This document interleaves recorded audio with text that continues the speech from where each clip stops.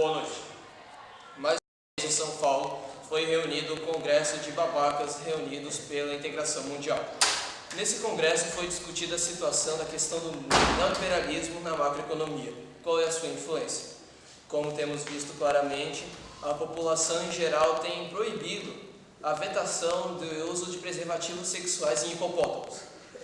Bem, agora com vocês, Cacau Menezes. Meu brother, Florianópolis não é mais a mesma. Apesar de tudo que tem acontecido na nossa bela capital, ainda temos essa grande gama de patrocinadores, aliás, de pescadores, que vem nos amando e sempre pescando seus belos peixinhos para o nosso dia. Mas, meu brother, as coisas não andam muito boas. A exemplo, vemos o logo da Globo, continua redondo. Vou falar disso, não dá? Meu brother, Florianópolis não é mais a mesma.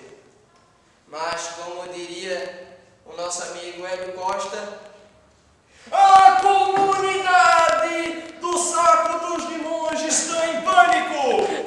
Sim, neste final de semana prenderam 480 vagabundos, cada um portando cerca de 2,5 toneladas de cocaína em sua meia. Sim!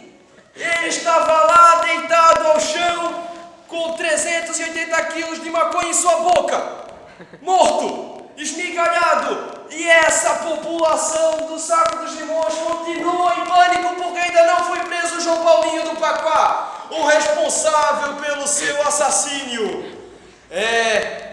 Todavia, não é só violência que temos na nossa capital, também temos o Imperatriz, nosso patrocinador. Todo dia que nem no Cooper.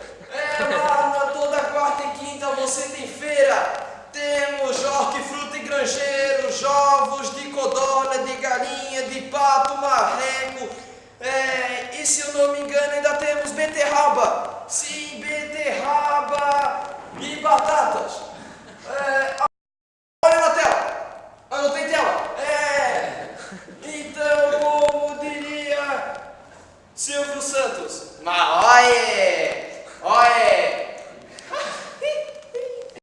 Mas você sabe qual é a música? Mas você sabe qual é a música? Cantou a música certa, Lombardi? Cantou o Silvio. Então ela vai levar para casa um refrigerador Consul.